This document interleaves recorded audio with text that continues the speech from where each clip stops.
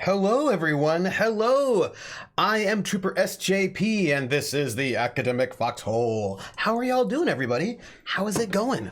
What is new and exciting? Hey, Ice Bunny. Welcome in. Hi. I was having a little bit of excitement with hey, Baron. Hey, Barontor. I was having a little bit of excitement with OBS. My little tip cup is not visible at the moment, and I worry about what that means. I'm sure it will be fine. Maybe it won't. I don't know. I mean, sometimes, yeah. So, burpee beating greeting, best greeting. Hey, Galfork. Bidet to you, Galfork. Bidet. You're half asleep. I took a little bit of a nap because I was working all day on fellowship applications. Hey, Krellin. Okay, battle buddies. Should my dwarven treasure hunter be Waterdeep stones, Neverwinter stones, or Luskan stones? Oh. Huh. As a nickname, right? Waterdeep stones? Waterdeep stones, I think, because I can imagine stones being water deep, and that seems also a little bit threatening, because if those stones are weighing you down because they've weighed down a body, then that's bad for you. Oh, that's true. Luskan works as well. 10 past midnight, Ice Bunny. Hey, Kulan. I get another job rejection today, but I've started a trust application, a Leverhulme trust application. You know, I have gone through and I've got like 14 pages of fellowship application information, and now I'm gonna have to just start applying for them. And I feel like that's just gonna be Krellin, I think Waterdeep stones. Because wait, no, I didn't say that right. I've got to think about the rhythm. Waterdeep stones. Waterdeep stones. Neverwinter stones. Luskan stones. What's your name? My name is Neverwinter Stones. Call me Nev for short. My name is Waterdeep Stones. Call me Waterdeep? My name is Luskan Stones. You know, I originally said Waterdeep stones, but I changed my mind, and I think Neverwinter or Luskan, because you could shorten Neverwinter to Nev, and Luskan sounds like a first name still, so I feel like one of those two. That's what I think. Baldur's Gate stones doesn't fit well. That's true, it doesn't. This is true.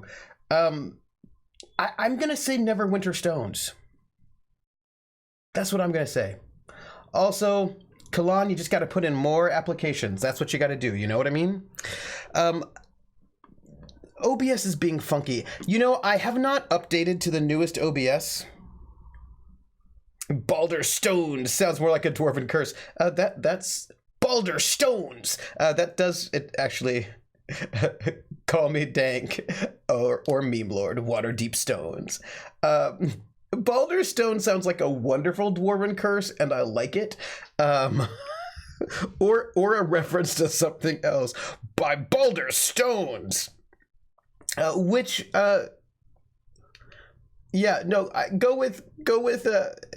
Neverwinter Stones or Luskan Stones. Because Waterdeep doesn't truncate well. So that's my advice. He kicked him right in the Baldur Stones. Hey, Denise, how are you doing? Welcome in. I am glad that you finally got the ability to comment, because that was super awkward that you couldn't. But you're in. Waddy? Oh, Waddy would be a good nickname for Waterdeep. Hey, Waddy. Hey, Waddy. What is your name? Waterdeep Stones. Call me Waddy. My friends call me Waddy. Yeah, no, that would work. Okay. We now have a nickname for Waterdeep. So actually, you can go with either three. Waterdeep Stones. still think that Balder Stones is a great curse, and I like it. I like it very much. Denise, is it hot and humid where you're at right now, or is it decent? This is what I want to know. So I'm sorry that I'm voting. I still think you should go with Neverwinter Stones. That's my vote.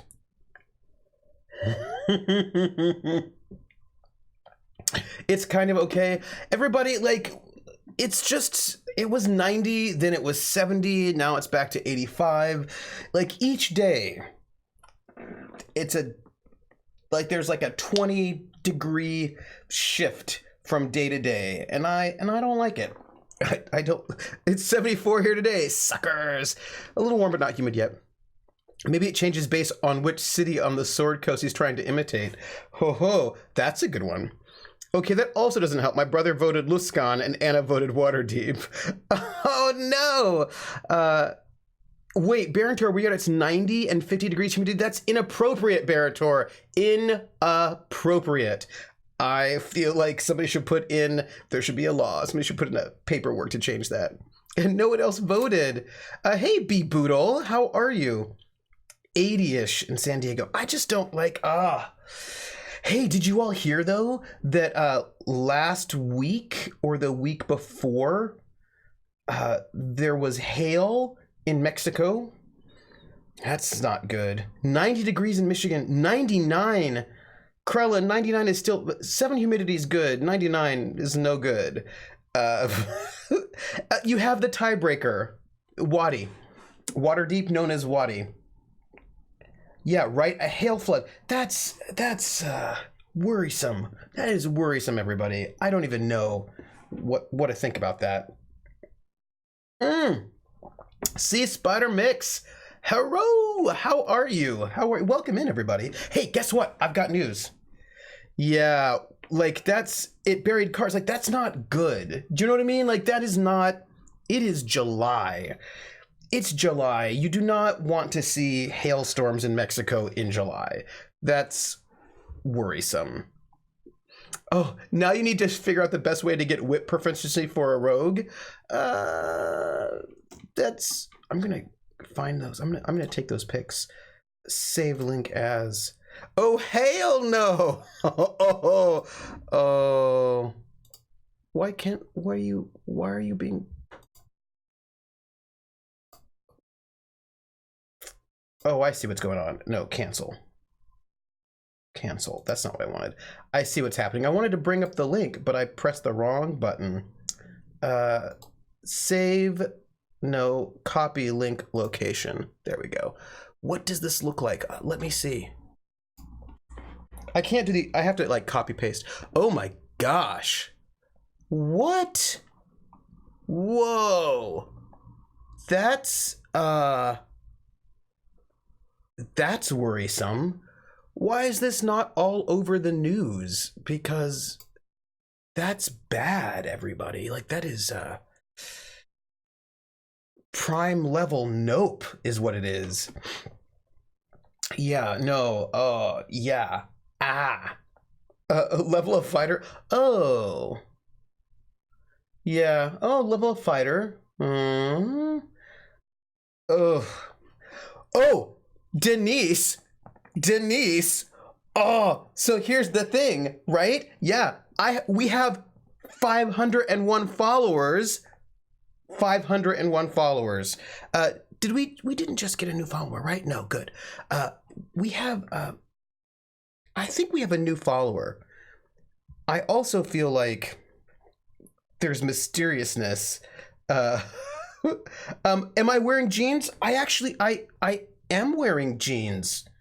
I am. I'm wearing Levi's 501s. Yes. Yes. So also, if there's not, just let me know. Krellin, how did you know that I was wearing 501s? And then it's So here's the thing, everybody. We have hit 500 followers. And you know what that means? That means that we are going to do a Pig Latin stream. We're going to do a stream in Pig Latin. And it will, I don't know what the visual novel will be yet. I'm going to look for one that's like short, you know, like a half hour maybe. Also had sharpshooter. Could shoot a target. Oh, that's good. No, we hit 500. We did. And what I'm thinking is, and this is like really exciting. So let me restart this session. Okay. Because I worry about this. So here's what I'm thinking. Maybe like I'm going to try to find a visual novel that's like a half hour or so in length. And Attenley Eitzne. Oh, Atlanta. Actually, okay. So if you would say Atlanta Way Eitzne, but if you use Ginger Rogers' system, you would say Atlanta Ne Eitzne, because she does this funny thing with consonants, which is amazing. Atlanta Ne Eitzne. And I'm so excited. So I'm gonna try to find like a half hour Pig Latin stream, like a half hour a visual novel. It's like about a half hour, and then just do that. And we're gonna do it. When are we gonna do it? I don't know. We're gonna do it probably like maybe after Night in the Woods, maybe. So in a time period, maybe. I'm only Pig Latin 101. Yeah, I was Pig Latin 101 until I spent a lot of time studying Ginger Rogers, but I'm still not at to her level because she's amazing and there's like nothing you can do about that one. Like there's like she's just awesome. A half hour game is a 4-hour stream. So I'm like thinking like a half hour game, something like that with like good lettering, with good writing that we can all see. So I'm gonna check it out. I'm gonna go through itch.io and try to find something that'll be interesting. Guess what though? I was talking to Drunkly Romantic the other day, before the or after the Cthulhu Confidential stream, and he told me that he loves Night in the Woods, that he loves it. It's like one of his favorite games, and that like it'll blow you away by the end. And I was like, oh. So he said that he would love to be on an after action report. So I think we're gonna do Night in the Woods, then we'll do an after action report with Drunkly Romantic where we all sit and talk about it and philosophize about like what's going on with this game, and then we'll do Pig Latin. That's what I'm thinking. And I think it'll be super fun. So I'm excited because he apparently he was so blown away by the game that he did all this research into like the developers and what it means and all of that. And so I think that'll be really fun. Krellin asks, is it wrong to make a rogue who isn't proficient in stealth? No, it is not. There are all different kinds of rogues. Yeah, so rogue's just like, it's like a word, man. Hey, man, like rogue, you know, it's just like a word. And if you put the U in the wrong space, it's just rouge, man. It's just rouge. Atomica, welcome in. We hit 500. We're gonna go and do a Pig Latin stream sometime soon. Like a mastermind rogue wouldn't necessarily need stealth. Yeah. Most sneak attack damage comes from pack tactics anyway. Yeah, that's what I say. Do it. I also water deep stones. Neverwinter, water deep, Luscan, Indiana. Okay, look, Indiana is 4 syllables, as is Neverwinter. I'm just pointing out that Indiana Jones, Neverwinter Stones. I'm just noting if you want to sort of have the rhythm of the original word, you'll go with Neverwinter.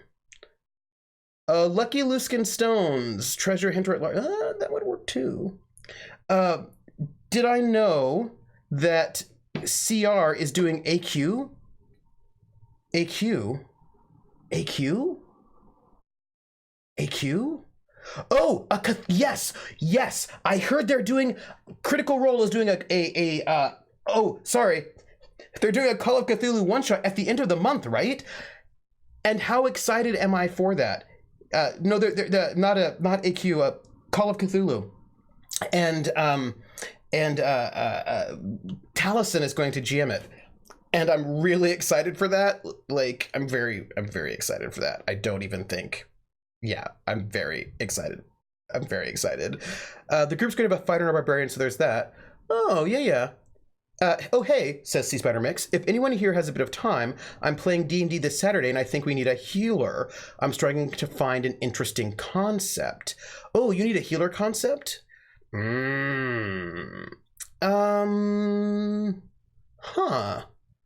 Acquisition. Yeah.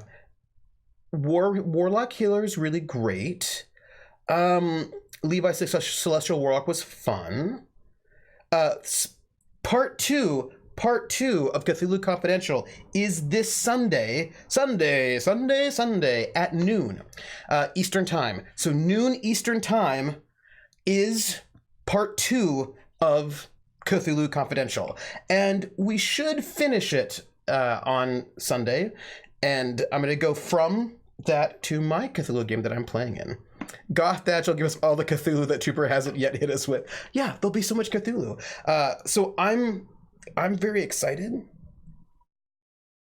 for part 2 of Cthulhu Confidential, which will be this Sunday at noon. Be there or be square.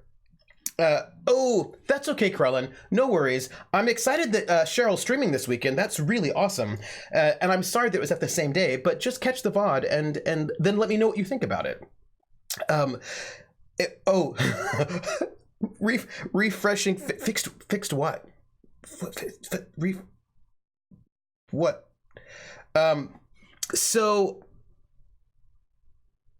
Oh, Chrome.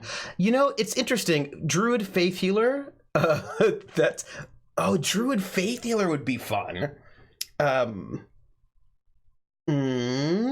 Druid Faith Healer, because I'm already, if I miss it, yes, Kalad, if you miss it, you'll become a, what if, all right, so what if you're already square, and then you miss it, and then you just like, tilt, and you become a rhombus? I mean, I'm just saying that there are possibilities for geometric shapes. As long as you don't become non-Euclidean, I think you'll be fine, because once you get non-Euclidean, then it's all Cthulhu all the time, and nobody wants that.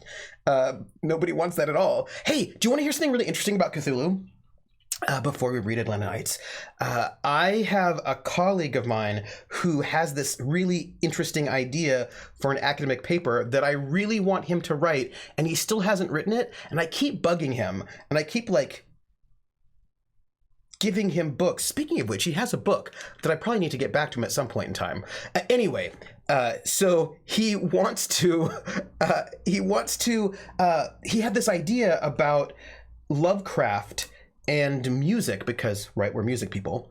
And all of the music that Lovecraft sort of describes, the way he describes, it's true, I should probably stop giving him books. This is true, Levi. If he's reading He Can't Write, I should stop. But I picked up Lovecraft's, because Lovecraft wrote an academic journal. He wrote a journal that was a little bit sketchy, and I picked up a reproduction of the whole, like a collected works of this journal, because it's got some weird stuff in it that I thought would be useful. One, I'm interested, but also I think he'd find it interesting. Anyway, the point is, so he was thinking about the ways in which Lovecraft describes this sort of like evil, terrible, awful music that will destroy your mind and ruin you. And the way, what he's describing is basically modern avant-garde art music of the time.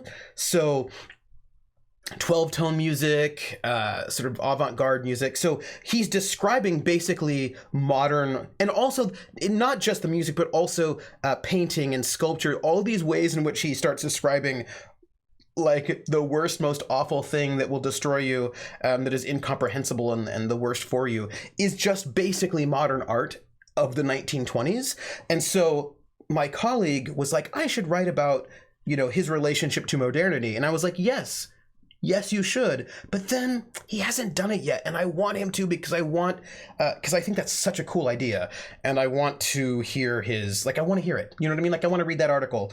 And I just think it would be really good, because because clearly Lovecraft has got this really complicated relationship to SoundCloud rappers. Yeah, right. Like you're like, there's this, like, if you were Lovecraft and you wanted to talk about SoundCloud rappers, you would do something like, there was the investigator, and he walked into the house and he opened up a book, or like he turned on this mysterious box, and strange sounds emanated from this box with rhythms that made no sense at all, and strange chanting with words that you could not understand, like yeet or fresh. And these words made no sense in any kind of context, and they assaulted you with the rhythm and chanting, and then of course you go mad. And electronic sounds that you cannot understand. And yeah, this is true. Galfork says, I struggle to think of something Lovecraft didn't have a struggling relationship with. Yeah. And what's interesting, though, what I think is so fascinating is that he clearly has a problem with modernity. Yeah. Oh, that's true. He loved racism. He thought that was great. He also loved anti-Semitism. So fun times.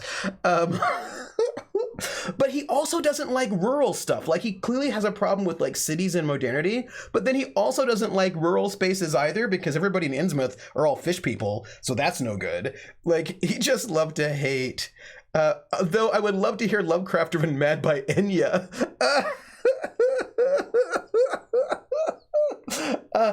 When I think about Enya, I think about the first Enya song, right? Cats. He liked Cats, although his name choices were bad. He did have a lot of issues. He had racist grumpy cat. Lovecraft had a lot. And this is what's so fascinating, right? Have you seen the overly sarcastic production review of Lovecraft? I haven't, but now I have to. You should link it in, Denise, we have a Discord, and I don't know if you're a member of it yet, but if you aren't, you should join our Discord, and then you should link it in the media musings, because I want to see it. One of the things I think is really interesting, have I heard of Sinking City? I haven't, Jer. I haven't at all. Hey, Mr. Game and Frog. Lovecraft Hubble, we celebrate them for what they got right in their lives. What I think is really, you don't... Denise, yes, you do. You're not that old. One of the things that I think is really interesting about Lovecraft, so is Lovecraft's contemporary modern music something I might recognize without ever having done music research? Oh, do you know Schoenberg? Okay, here, I can tell you what it sounds like. You're not, Denise, if you are old, then I start getting old, and then that's unacceptable, right? Thank you, Galfark. Sail away, sail away, sail away. And Lovecraft says, sail where? What terror descends upon us from the waves beyond time? What is this Orinoco flow? What's a new video game? Oh, Sinking City. I'm gonna write this down. Oh, so what I think is really interesting about Lovecraft is that I want to listen to Enya too, because that was a good song.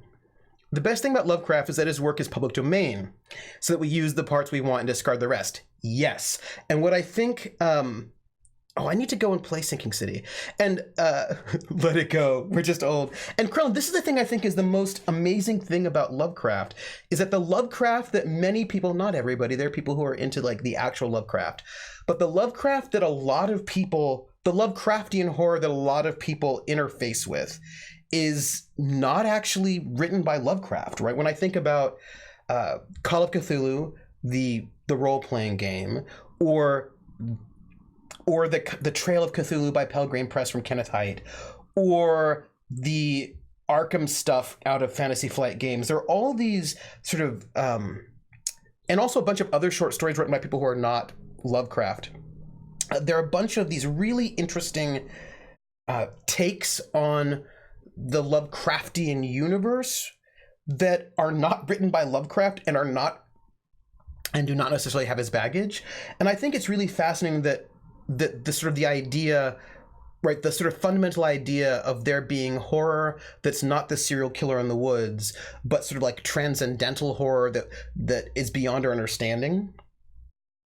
People have picked that up, and like these larger forces that we can't do anything about. And they've done these really interesting things with it. And I think most people's interaction with Lovecraft is actually not Lovecraft, right? But this sort of like second generation of stuff that, as Krellin points out, has been able to be created because in the public domain. And I think that's pretty cool.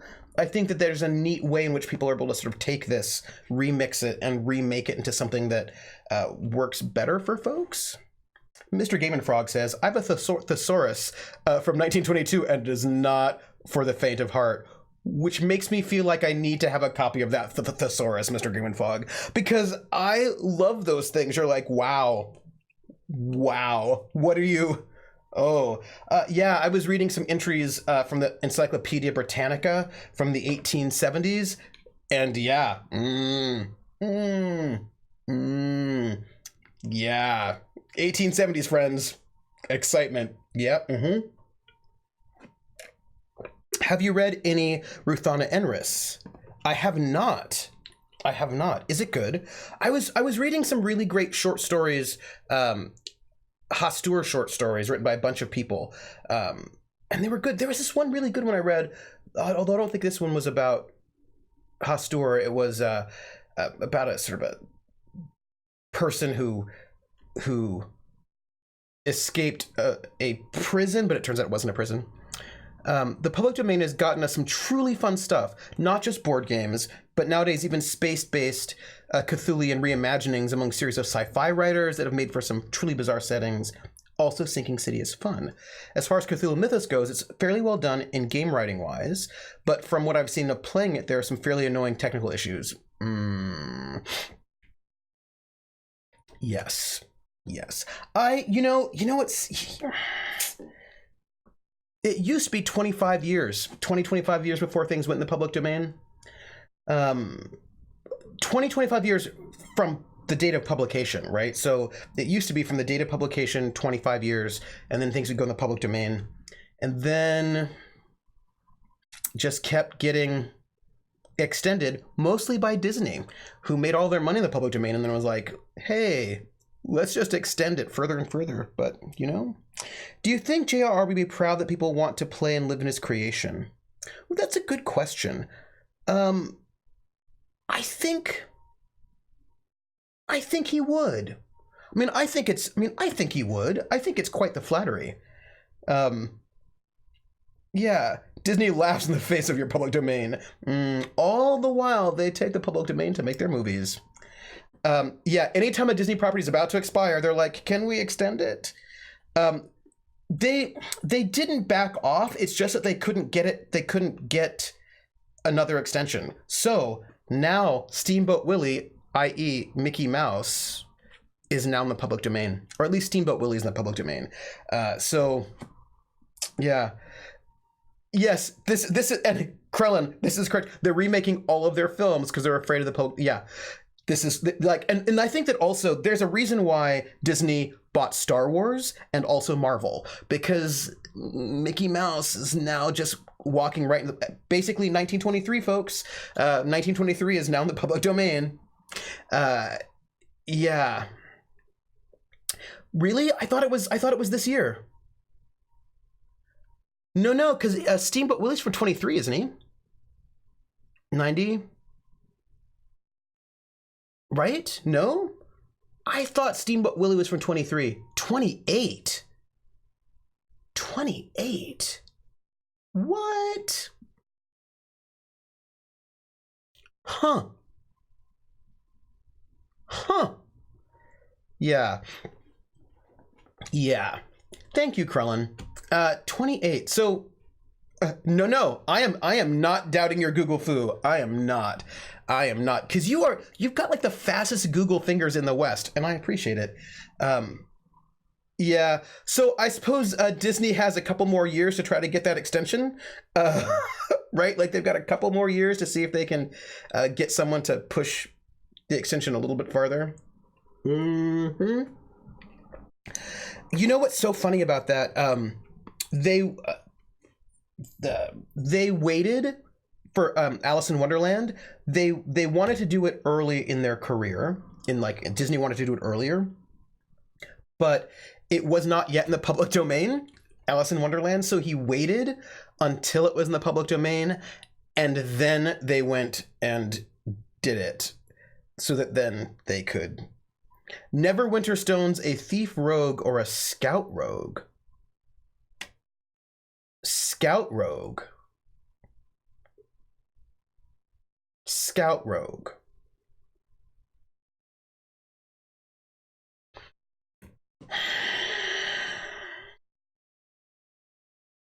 This is tricky because Indiana Jones steals a lot of antiquities from ruins, but I feel like getting to the ruins and then maneuvering through the ruins feels very much like a scout thing to me.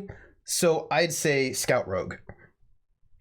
Yes, at least we have that birthday song now. That took a long time for the birthday song to get in the public domain. It's crazy. Oh my goodness. Yeah. I played a scout rogue and it was effing epic 3.5. I do appreciate the way that rogues have become a space to create a lot of different types of archetypes, and that is very nice. Kulan's like, don't get me started on the antiquity thing. Kulan, what do you mean stealing stuff from people's wrong? What do you mean?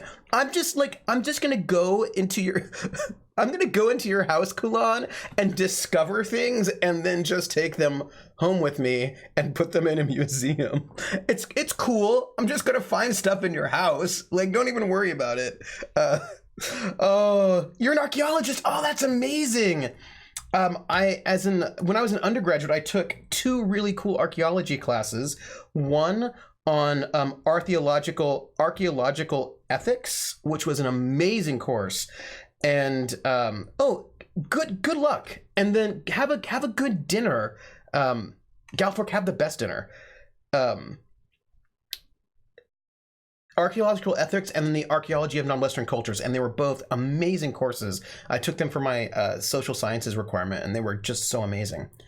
Happy Birthday was in the public domain for a long time, but Warner Brothers decided they owned it and bullied people into paying them royalties. The case was actually about them having to pay back those false royalties. Yeah, sometimes big corporations can just make these copyright claims and they don't even actually have copyright, because sometimes people don't even know who has copyright. Like, that's the thing, there were all these earlier sort of pieces of music that no one exactly knows who owns them. Even the corporations that say that they do own them, they often can't prove that they do, especially some of the older stuff. I'm going to showcase your culture in another country, but just by taking all the cool shit. Yeah. When does it go from grave robbing to preservation? When no one's around to say no. But it's really funny because there's been such really amazing work done to... Let me just put it this way. Archaeology in the 1920s is not archaeology today. Let's just say that, right? Like, archaeology has changed so much. If no one knows who owns the copyright, it's public domain, end of discussion. Krellin, I would agree with you, but Sony likes, and Warner Brothers like to just say sometimes they just say they own copyright of stuff that they do not own copyright for. It's kind of shocking. Like, there was that whole case, I don't know if you remember this or you heard about this, where 9 Inch Nails left their record company, right? Sort of famous. They left their record company, and then they put up their new music that they made, right? Trent Reznor put up his new stuff on YouTube so that people could, like, remix it and do whatever. And their old record company contacted YouTube and issued a takedown notice for copyright infringement and got it all taken down. But that old record company did not have copyright over the new stuff. They just did it anyway because they were being jerks. You know what I mean? Yeah. Yeah, this the problem is, this is where we get we're talking about, but what about Captain Marvel? Who owns that? Huh?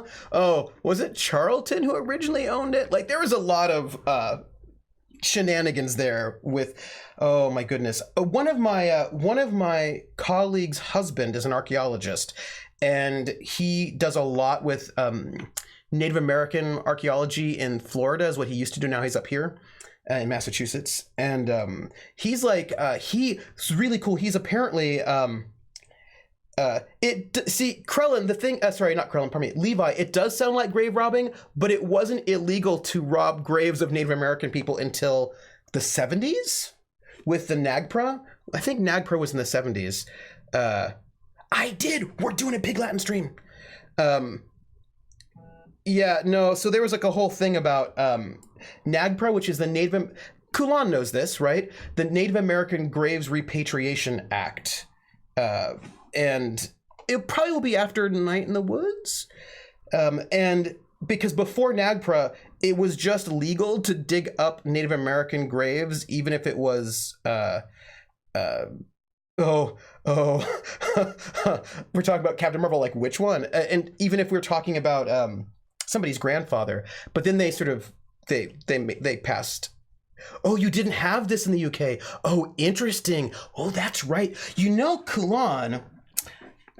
Now I want to know all about archaeological ethics in the UK, because that's really interesting since you have like a different situation going on.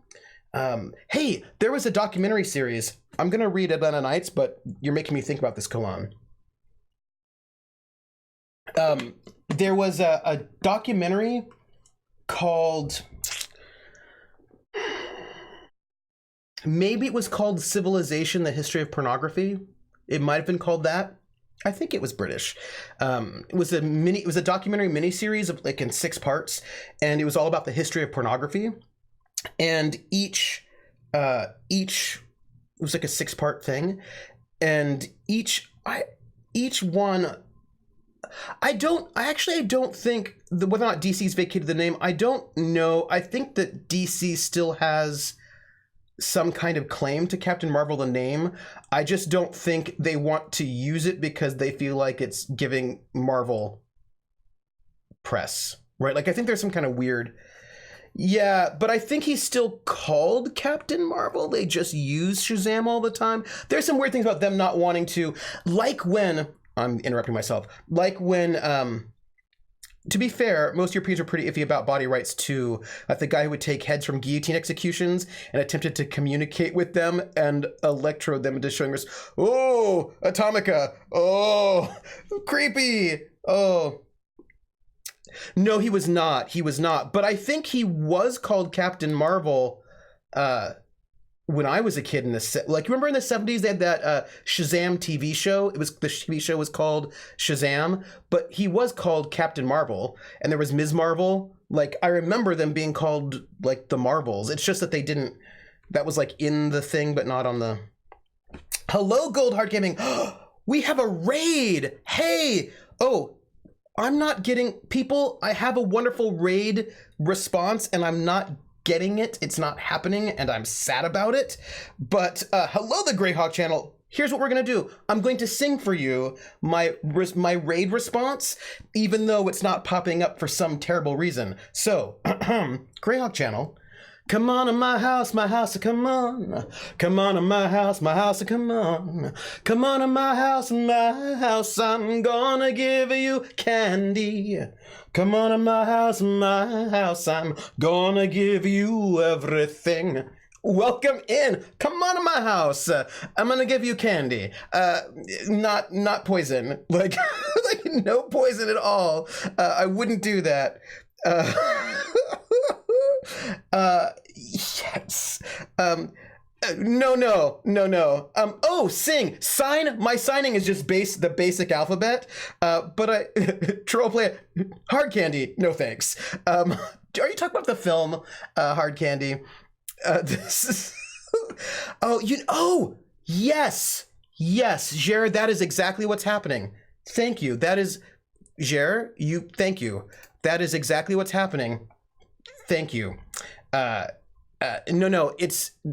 Jared's completely correct. I did not switch over from it's the Streamlabs thing. That's what it is. Streamlabs. Log in. Maybe we'll see if this, I mean, I don't know if it will switch it up, but maybe it will, because I want my music. Welcome in, everybody, all of you raiders. We are going to be reading the terrible novel Atlanta Nights today a little bit before we get Little Red Dot as our guest for Gamer Stories today, and that's going to be at 7:30. And I think we can. What are they doing? I don't even know what's happening. I just want to go to my dashboard because I want my lovely alert box. Stop it. Leave me alone. I got it. Just stop it. Manage themes. Let's use the default. And I feel like now we will have yes. Restart that session. I think we will now have real, maybe. Maybe. We'll see. Like, I don't know, but we will see. Levi says grave robbing to sell bodies to medical schools was a big thing in London for a bit in the 19th century. It was. No. It was actually a big deal. It was at one point in time so bad that they would have police guard graves because the grave robbing was so terrible. And there was this pair of grave robbers who were, I love those flags. Those are the best flags. Troll Playa, thank you for the flags. Oh, yes. There was a pair of grave robbers who were like notorious grave robbers, and they would also sometimes just murder people because hospitals didn't ask where the bodies came from. So when it got really bad and they couldn't rob the graves, they would just sometimes murder people and then give those bodies to the med schools. And then they got caught and then they were executed. And this is what I was told. The skeleton that you tend to have in science classrooms is based on one of the skeletons of those two grave robbers. How is that? Ben Franklin's apartments in the UK were found to have many discarded bodies in the cellar. Thank you, William Burke and William Hare. Thank you, Kulan. Burke. Yeah, because they were murdering people, Levi. It wasn't just that they were robbing graves. They also murdered some people. You know what I mean? They were like, oh, we need some bodies and we can't get them here, so I'm gonna bop you on the head and here's a body. I mean, oh, awkward, right? This room is much better writing than Atlanta Nights. It is, but thank you for reminding me. We are going to read like a chapter or two of the novel Atlanta Nights. And this novel was written, if we distract you for 40 minutes, does he have to skip Atlanta Nights? I think I would, but I'm going to do it. We're going to at least read one chapter. So this is a novel written by a group of science fiction. Hey, speaking of which, now I'm distracted. Okay, so I just distracted myself, but I have to tell you this thing because it's important. Up the clothes and down the stair in the house with Burke and Hare. Burke the butcher, Hare the thief, knocks the boy that buys the beef. Oh, Kulan. Oh, okay. So wait. So here's a quick story I want to tell you.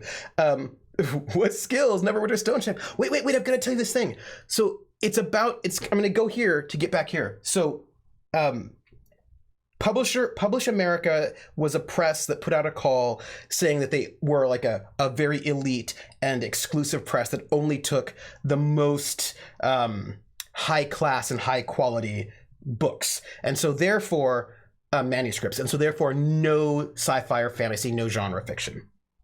And these sci-fi fantasy authors found that stupid. They were offended, and they also suspected that Publish America was not a real press, but was like a vanity press that was scamming people. So they set out to write the worst book possible, submitted this worst book possible, Atlanta Nights, and it got accepted. They exposed them. Publish America was a whole big hullabaloo. But so here's the thing. This is what I was thinking about. I was what I would, you know what I would do, Krellin? I'd look into Ranger. I'd see what Ranger stuff has, because I feel like the archaeologist would have Ranger stuff going on, don't you think? See what the Ranger skills are. Yes. So I was looking up fellowships today, and I was like, let me look up fellowships, right? Because I'm trying to go and get a fellowship for not next year, but the year after, and figuring out what fellowships I could apply for. And when I go to each fellowship, I was like, okay, what are the requirements for this fellowship? And some I can't apply for because I got my PhD too long ago. Some of them I can't apply for because I got tenure too soon. You know, so like all these different. History's good. Yes, Jer, history's a good one. I also think if there's some kind of survival, right? Of course, you have survival, history survival. So I was looking up the Guggenheim. right? And the Guggenheim has this fellowship that I clearly cannot apply for because I need more books out.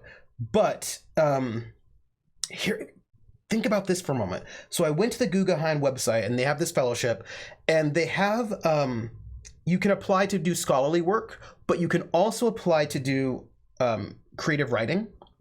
I think the Guggenheim might have specifically a creative writing fellowship. But here's the thing about this, and it made me think about Atlanta Nights. So for the fellowship, they said that if you're going to submit an application to do genre fiction, science fiction, fantasy, mystery, don't, because you're not going to get it. And so here's the Guggenheim, and the Guggenheim is propagating, right, that same kind of anti-genre fiction bias that resulted in Atlanta Nights being a thing. Isn't that crazy? I mean, I think it's the 20, like, first off, I think that sci-fi, fantasy, romance, mystery, all those things, right? Hello, Volpes! Woo! I feel like those, of course, are legitimate forms of art and always have been. But it's crazy to me to think that in 2019, people are still upholding those gates, right? Like, thank you, Levi. It's still, it's I think that's madness. And also, Kulan, as an archaeologist, I can't even imagine how much you have to deal with all those fellowship applications. I just feel like, come on, don't do that. Like, it's like people who don't think that graphic novels or comic books are art. Like, I don't know where you've been. Do you know what I mean? Like, if you're still thinking that science fiction, fantasy, mystery, romance, westerns, comic books aren't art, like, what year are you in? Are you in like 1965 still? Like, comic books have gotten Pulitzers already. Come on. And we've got like science fiction and fantasy films getting Oscars. It's like we need to move on from that one. Yeah, they haven't looked at them. That's why. They haven't looked at them. But it's a bummer that people are still operating from those old assumptions. Because, okay, and this brings us back to Atlanta Nights, right? Like, okay, so we do a thing with no genre things, and so what, now this is great art? Atlanta Nights is terrible. Kalan says, British Academy is a one-shot chance. If they say no, you can't reapply with the same project ever again. Oh my gosh, Kulan, that's terrible. What's wrong about that? That's awful. If they bitch, ask about how much The Little Stranger made versus Endgame. But you know how they're going to be, Atomica. They're going to say, well, making money is not what art is about. And that's what they'll, whatever. I'm like, I can't with you right now. Do you know what I mean? Like, I just can't. I have no time for that. Like, just, because the thing is that, are there bad science fiction things? Yes. There are also good science fiction things. Are there bad, whatever you want to call, non-genre fiction novels? Yes. Yeah, Mr. Game and Frog, this, by the way, is my take on almost everything. When people say, cool, so you don't want money from me, right? Cool, right? Because they do. But Mr. Game and Frog sort of hits my response whenever people say video games aren't art.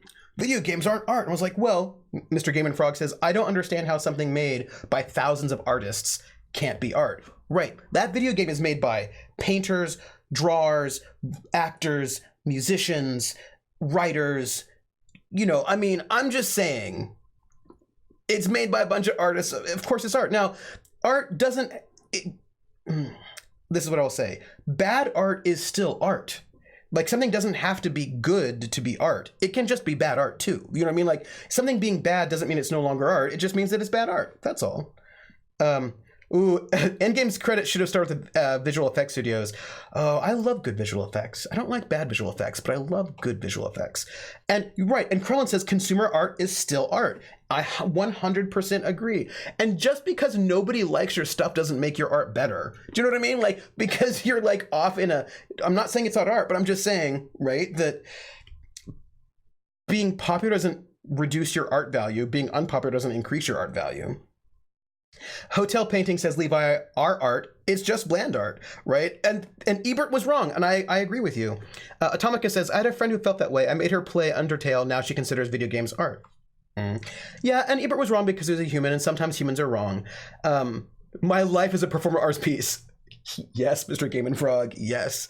I just remember it's pop culture that people will know in 200 years. We know Sherlock Holmes and Charles Dickens both were mass media trash. Yeah. Speaking of bad effects, anyone watch Reboot this decade? I haven't at all. I was going to say something about Ebert, and it's really interesting, y'all, with the distractions. The really interesting thing with Ebert is that I disagree with him, but his position very much is coming from, it's very clear to me when I heard his position about video games not being art, that it comes from a space where he is a film critic who's really invested in auteur theory, right? So like film was not considered art for a while, it was considered trashy, and the only way that film was able to sort of get, Be Boodle, I feel like crochet's art too. That's just so stupid. Sorry about that. Like, like quilting is art. Fiber arts are art. Come on. You know what I mean? Let's relax about this. There's beautiful crochet. So Ebert, being a film scholar, right? Film was not considered really great until they were not able to make a case for themselves, basically until auteur theory, mostly around Hitchcock. So they're like, Hitchcock is a great genius artist, and because he has complete control over the art, then we can think of, right? So they in order to make a film be seen as art, they had to make the case basically that film is the product of one person, and that is the genius director. And right, no, this, like, an artist was involved in this design, right? Of course t-shirts can also be art. So silly. And so they were so wrapped up in this idea that film as being the responsibility of one person with a vision, and that was the way that they were able to sort of get film as being art, that I think that video games were a challenge for him conceptually. Thank you. I try to have my mustache be art. I do. And also miniature painting is clearly, like, there's some amazing,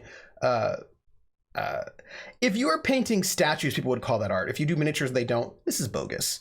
Not until I go full Dali. I feel like Dali's mustache is really hard to achieve. I imagine he's probably using glue rather than mustache wax or something like that, because his mustache was epic. But here's the thing, films are not made by one person, right? The director is not the only person who's involved in making that film. It's also the cinematographer and the actors and the writer and the editors and right, the lighting people, the costume people. Like, it's a collaborative form. Like, a film is a piece of collaboration. And yeah, it might be glue and wire, because that was some epic mustache art there.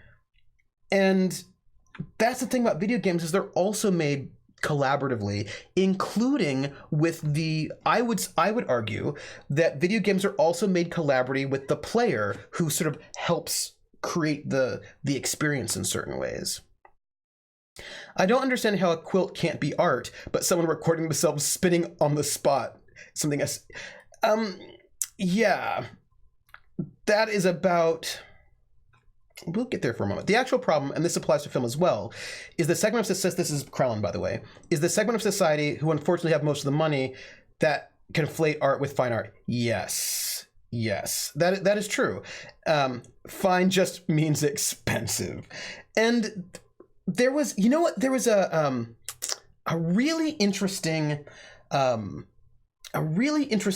was a TV show, a reality show, it's a British reality show called Faking It, and it was a show, I don't know if it's still on anymore, but we got it in the US a little bit, and it was a show where people would volunteer to be on this reality show, and they would take a month out of their life, and they'd spend 3 weeks in intense training to pass, and at the end of basically they had a month, right? And at the end of the month, they would have to pass themselves off as this other thing. And there would be a group of people. It depends on the context of who they would be talking to. Don't worry, Trooper. I'm going to see Far From Home near the end of your dot interview, so you can read Atlanta Nights after with no distraction. There would be like a panel, a group of people that would say, "Hey, somebody in this group was faking it. Can you guess who the person who was faking it was?" And they would see if and the whole point was that the person who was faking it was to not be found out. Did they win anything? No, they didn't win anything. It was just if they could pass themselves off, right? And it was really interesting what that process was like. There was a man who was a house painter, and he had to pass himself off as a conceptual artist. Right, he was just a regular house painter, and they wanted to try to pass him off at the end of the month as a conceptual artist. So he had to sort of like create some abstract paintings. He had to create the paintings, put them in the gallery, and there'd be this gallery show with like 5 different artists, and then they would ask the art critics which one of these people is faking it.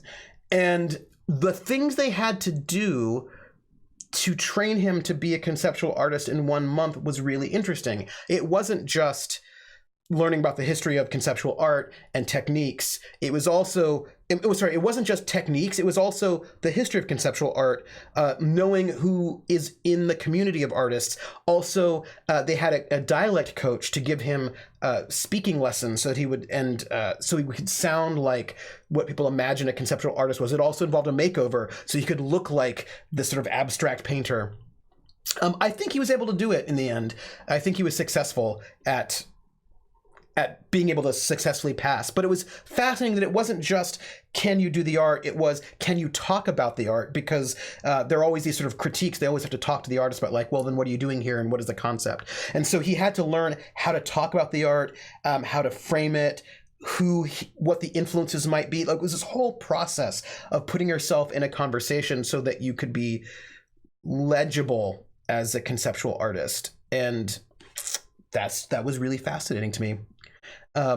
Speaking of art and Salvador, did you know he made a barbed wire harp for Harper Marx? I did not know that, and that is amazing, Atomica. That is amazing. Fine dining, fine art, sounds about... Oh, yeah. Hello, Forlasanto. Welcome in. A pawn shop isn't a fine jeweler. A woodworker who makes wooden ducks isn't fine art. McDonald's isn't fine dining. It's self-aggrandizing term for expense. I wonder if my players would ride if I made a disguise kit require 3 weeks of prep. That's interesting. It depends on the scale of time in your game, I think. Right? Like, I think it would depend on the scale of time. Sea Spider asks the question, if you can successfully fake being something, aren't you that thing?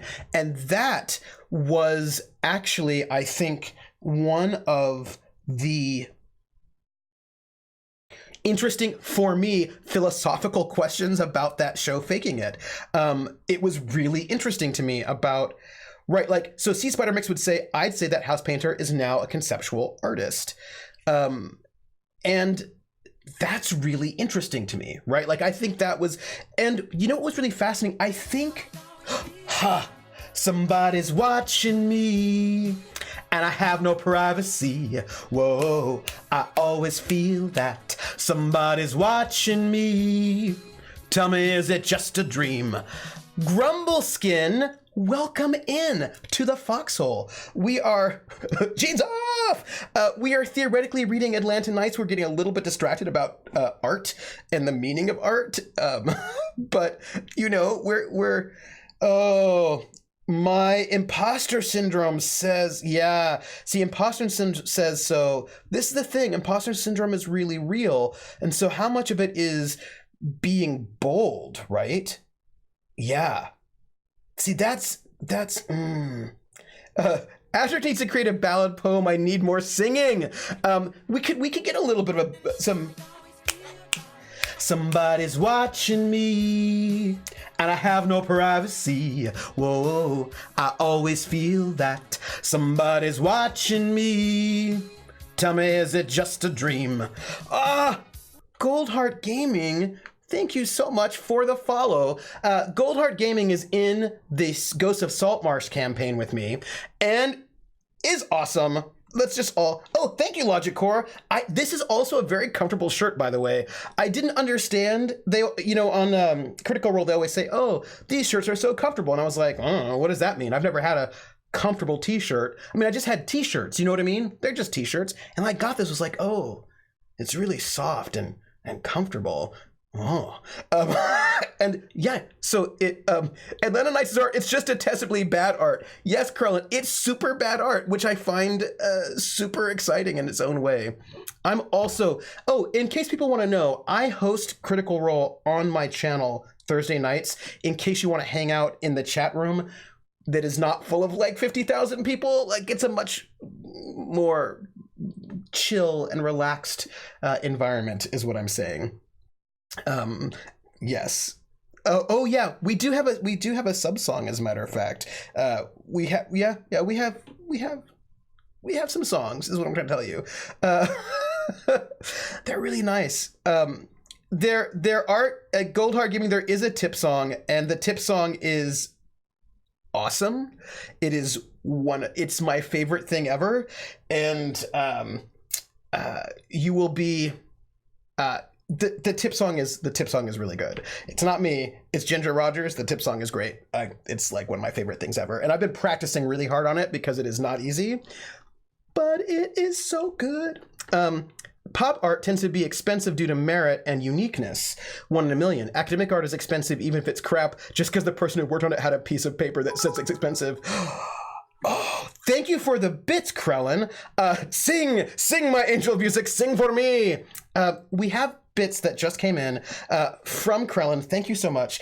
And that means that I must sing the song that I sing for the bits.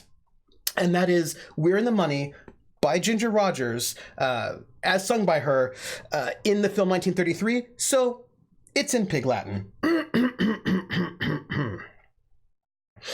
Earway and hey, the anime.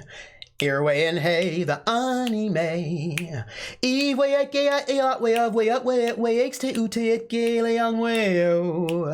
Earway and hey, the anime.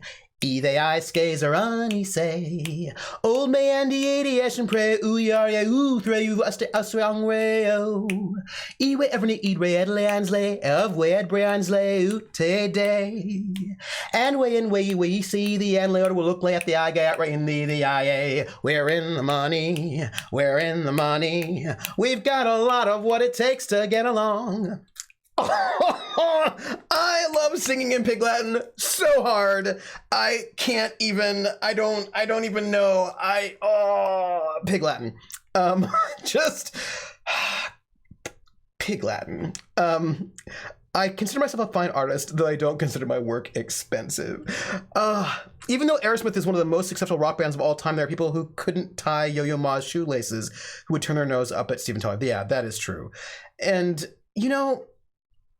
thank you, Kulan. I mean, it's the most amazing Pig Latin ever. I have thoughts on fine that are hard to get out typed on phone, and it's really tricky because what I think is fascinating is the ways in which our interpretation of what fine art is shifts over time, right? So, for example, Shakespeare was not fine art in Shakespeare's time, right? He was regular art. Same thing with opera. Like, that was art. I mean, Shakespeare especially, like, the masses would go to see Shakespeare and they'd sit right in the peanut gallery and have a good time. And it was, you know what I mean? But now we interpret him as if we do a thing with Shakespeare that is not really historically accurate in order to make it fine art. And that happened like in the 19th century. Grumbleskin says that I think the definition of art is a very personal thing. There's no defined definition of art. It is very relative to the person looking or creating it. I will say that you cannot have civilization culture without it, though. Yeah.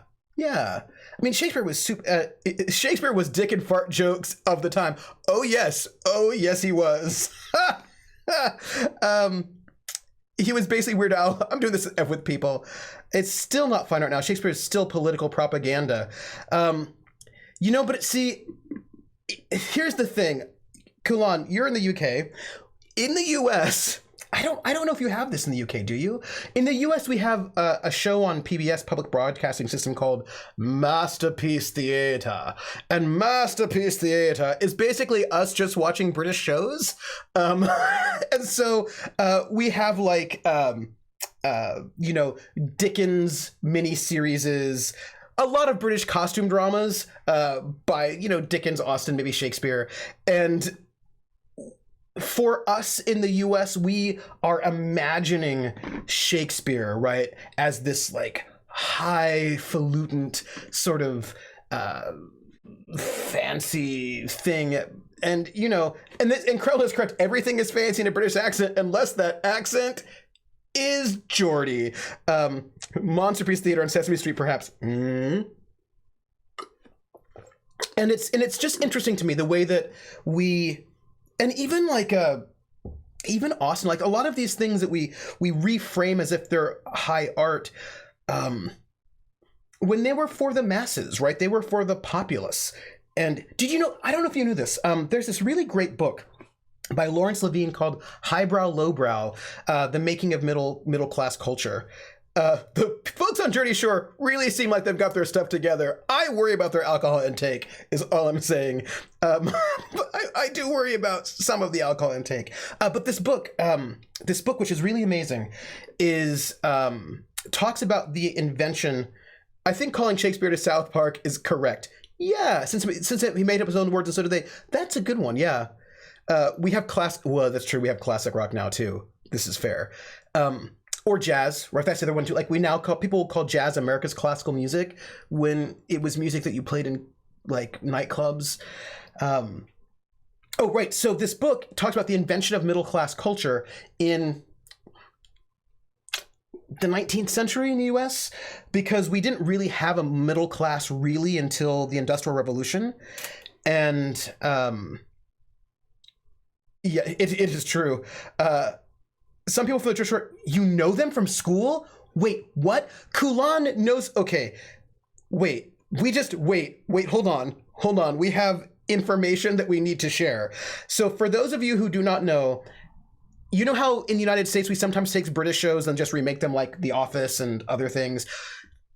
In the UK, they sometimes do the same thing and take American shows and remake them. And they decided to remake the Jersey Shore as the Geordie Shore. So the Geordie Shore is basically the UK version of the Jersey Shore, with people from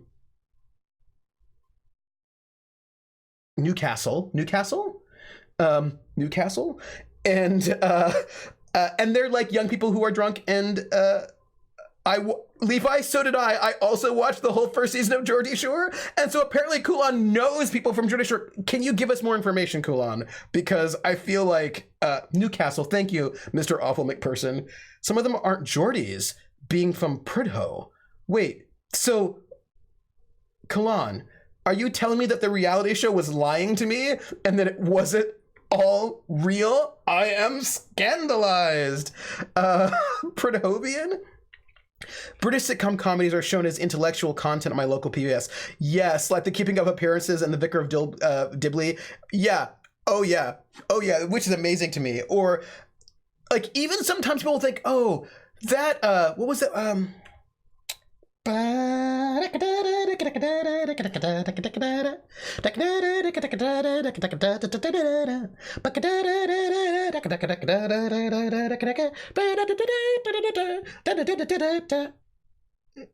What is it? Benny Hill, thank you, Benny Hill. Right, like sometimes people even want to like pass off Benny Hill as somehow more fancy because it's in a British accent, and I was like, I don't know, have you watched Benny Hill? Come on. That's like, I hate to say this, I hate to say this. Snooki threw one hell of a handspring back elbow at WrestleMania. Oh, and was one of the better celebrities to have a WWE match. Really, Atomica? Well, good for her. Keeping Up Appearances, yeah. Yakety Sax, so good. I couldn't alt tab quick enough. Benny Hill is the Shakespeare of our age. And I think it's, sorry, what I wanted to say about this book is that it talks about the invention of the middle class with the rise of the Industrial Revolution and how we didn't really have a real middle class before then. And when the middle class becomes a thing, they don't have their own cultural products, and so they want to get some. And so one of the things that they do is they take the products that had been working class products and then tell the working class people that they don't understand them. And so they took Shakespeare, opera, symphonies, and one other thing that Larry Levine talks about. And what's interesting is that before the 19th century, there were people who were illiterate who knew Shakespeare, who could recite large passages of Shakespeare, and they couldn't even read. There are these reports of Shakespeare companies touring and going to mining towns like in California in the 1840s, and like performing Shakespeare to like miners, coal miners and gold miners, and the general working class populace loved Shakespeare and knew Shakespeare and were great fans of Shakespeare. And I don't think we're gonna hit a chapter of Atlanta Nights today because we've got 10 minutes before Little Red Dot is going to be here. So I think we're just gonna have to call Atlanta Nights for today until Little Red Dot gets here. But what ended up happening was that the middle class, read fast, the middle class basically said, all of you working class people, you don't understand Shakespeare. You don't really understand what's happening here. And also how you watch Shakespeare is inappropriate. Like you're sitting here and you're talking and laughing and eating food, and you shouldn't. When you go to the theater, you should sit and be quiet and not shout things, not demand that they do the soliloquy a second time, not speak at all, not move, right? So there was a whole shift in how acting styles were done, how people were expected to behave in the theater.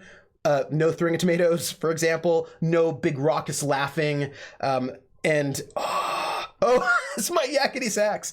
And so there was like a whole shift about how to take Shakespeare away from the working classes, convince them that they didn't understand it, and remake the practice of it for middle class audiences in the 19th century, right? How interesting is that? Like, I am really fascinated right by that. So yeah, it like Shakespeare was more like the Rocky Horror Picture Show is what it was. So here's the problem inherent with Trooper trying to have agendas for the stream. Trooper likes talking about things too much. Going back to Run DMC, aren't you, Krellin? Going back to Run DMC. Here's the thing, I would have got there, but then we have this conversation about art, and what am I supposed to do about that? Yeah, we've gotten through 10 chapters of Atlanta Nights. We have, you know what I mean? So like, yeah, but we academics like discussion, Krella. Let us talk. Yeah, and what I think is really fascinating is that to think, this is so fascinating because, thank you. I will see you Friday, Goldheart Gaming, and thank you for being here. And enjoy sweet dreams, sleep well. Krellin is pro-talking anti-agendas. Atomica, I'm glad that you'll be laughing at that clip for weeks, because that makes me happy. I will see you Friday. I wanted to say this one thing, and I was thinking about this a lot. I was thinking about, that there's this also... even acting styles were affected by this shift to the sort of rise of middle class culture. Oh, also, yes, vocal filter. Also, symphonies, basically it all became about social control, right? The way in which you behave. My house, come on.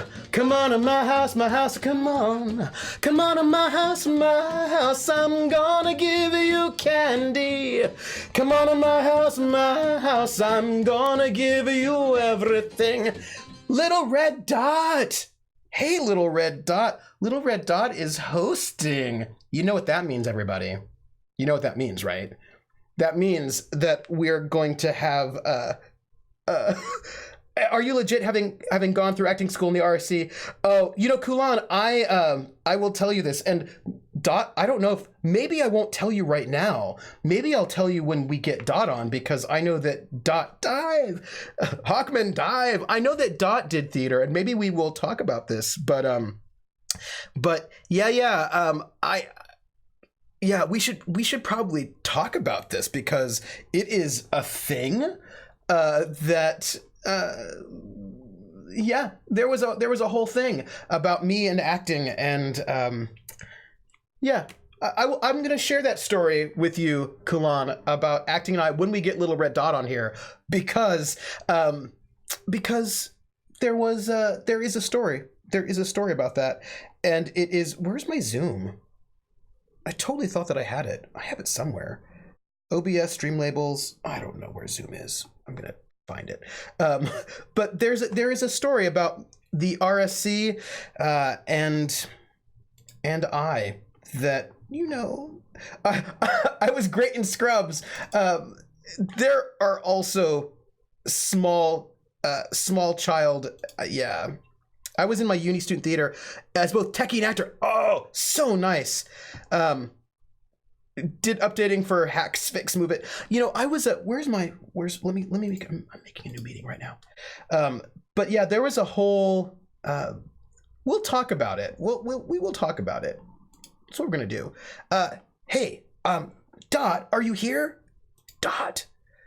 Let me see if Dot is in the house, because if she is, then that episode in Scrubs was a good one. I actually really enjoyed it. Let me see. I'm gonna give Little Red Dot our is the Zoom link.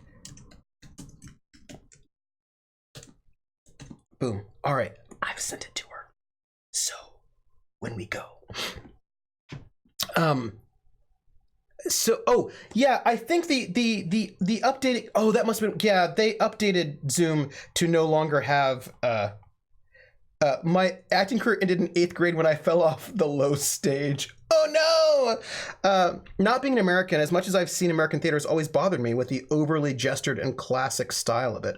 Oh, that's interesting. You know, there was a real John Wilkes Booth, right? Who shot Abraham Lincoln. You probably don't know him personally, but his brother was also an actor, and there was a big tension between in acting styles, with the Booths, I think, being the older style that was a bit more melodramatic, and then there was like a new style coming in that was a bit more reserved. So it's like very interesting. We did Rocky Horror as a 24-hour show. Ooh, find out what the show was and get everything built and rehearsed for being put. Oh, wow. Oh, yeah, Mr. Alpha McPherson's like, no, I'm not 160. I don't know him personally. No worries. So Dot is going to be here in about 5 minutes or so we can still talk a little bit. But we're all set up. Didn't his brother save Lincoln's son years later? I think something like that, right? But and what's so fascinating is that there are still these really intense acting styles debates. There's like, maybe you can think of like maybe 3 or 4 main styles nowadays. One being kind of old, and that is the kind of more you can actually still kind of see it. There's like a melodrama style that's sort of pre-shift, which it's still hard to see examples of this style. You might find it in soap operas a little bit, or maybe telenovelas where people are very dramatic. Right, like, what? I cannot believe it, right? This kind of, it's not particularly realistic. It's a little bit hyper real. And it's meant for the stage. And then you've got, and that's like an older style, like really broad. You'd see it in melodramas, but also things like Commedia dell'arte, right? Jer would probably know, because Jer does physical theater, or did, where you'd have like, it's like really big, broad gestures, kind of archetypal.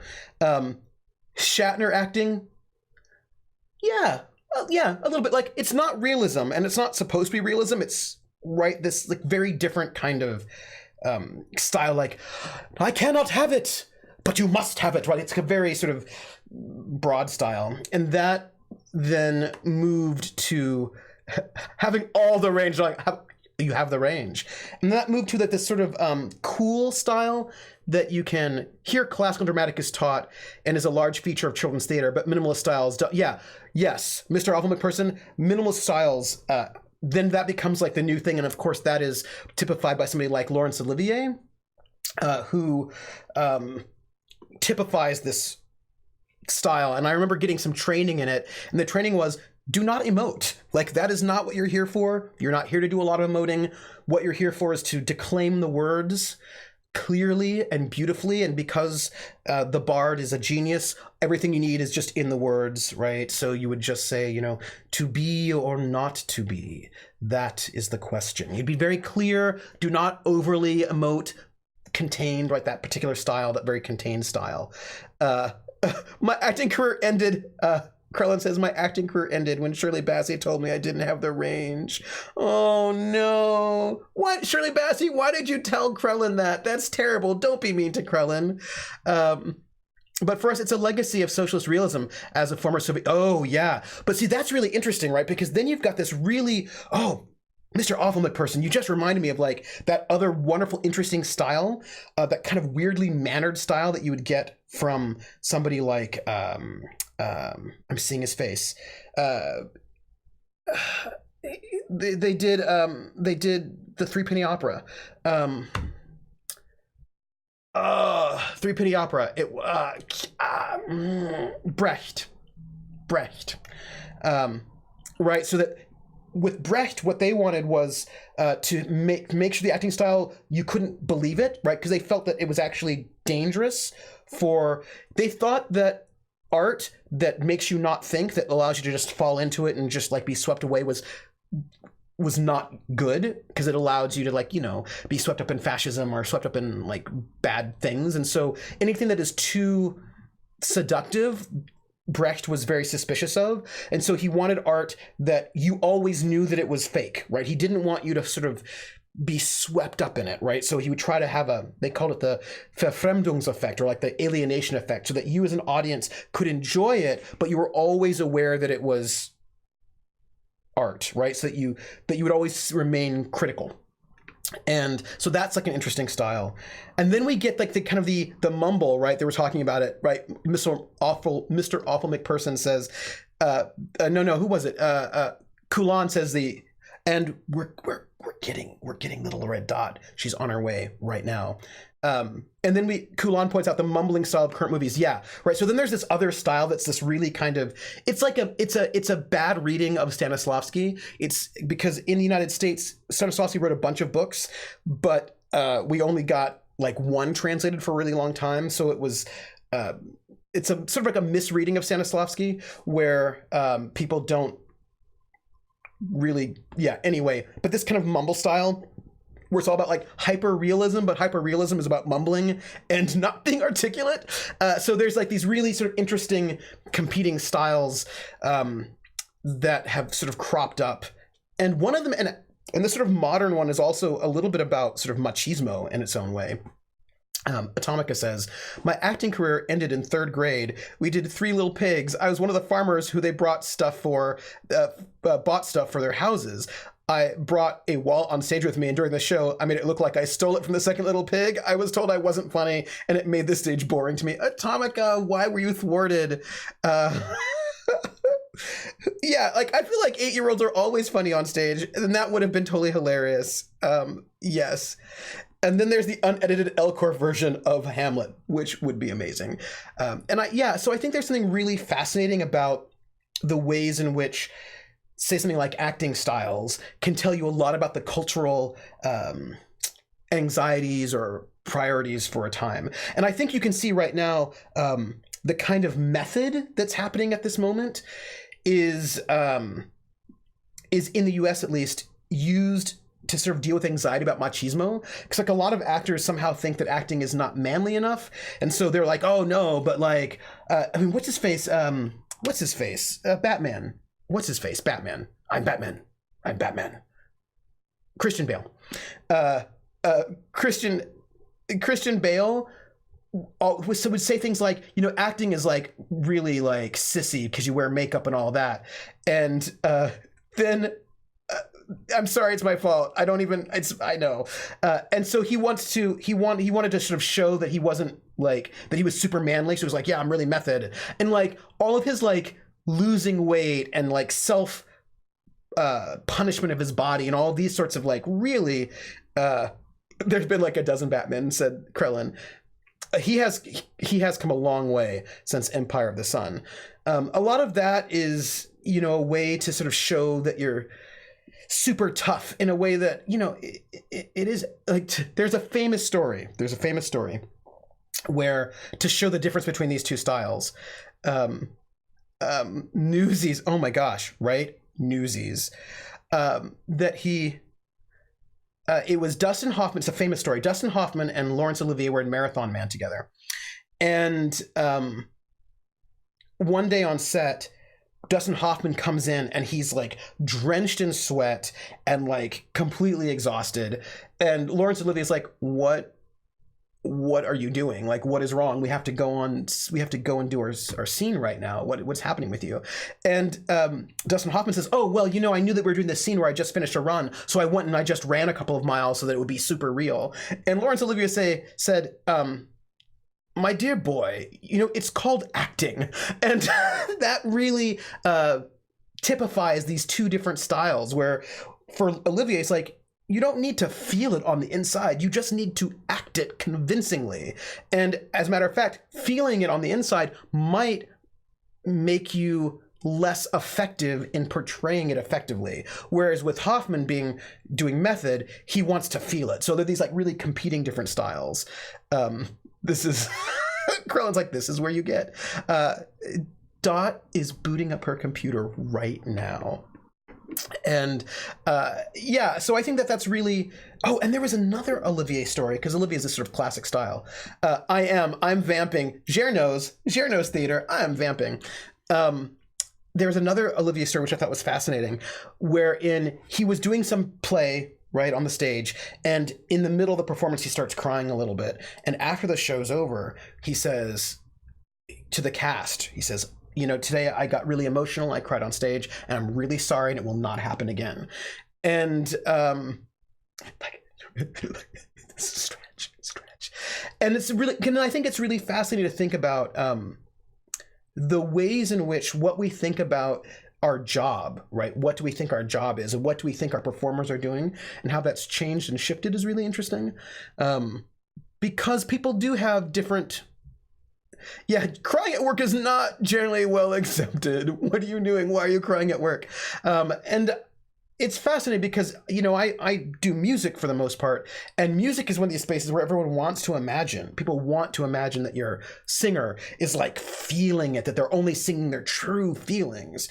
But I was like, you're singing this, like, the Rolling Stones have been singing Satisfaction since 1966, 65. That is like, what, 55 years. Do we really feel like when they sing Satisfaction today, they have the exact same feelings as they did when they were like 20-year-old punk youths in London being irritated? Like, no, that song is not going to have the same level of feeling for them. They're just going to be really good at performing it. But we want to imagine that our artists are in those feelings and are, you know, in that space. So, right. But it's about the fantasies that we tell ourselves, right? Like, we have these certain kinds of fantasies, and sometimes we want to imagine that our artists are what. No, don't kill the magic. I'm sorry, Sea Spider. I just killed the magic. And of course, here's the tricky thing, is that artists are going to lie to you. They're going to tell you that they totally feel it every single time, because they know that if you don't believe that, you won't buy their tickets anymore, that their entire career is bound up in you as an audience member believing that everything is like that you're getting their internal soul, you know. But here's the thing, Little Red Dot I'm so sorry, Sea Spider. Little Red Dot is here. I'm going to go to the break screen so that we can set up. And when we come back, we are going to have Little Red Dot here to talk to us about like her gamer stories, and we can all talk with her together. So give me 5 minutes, and we'll be right back. Get a drink of water, stretch your legs, and we'll be right back.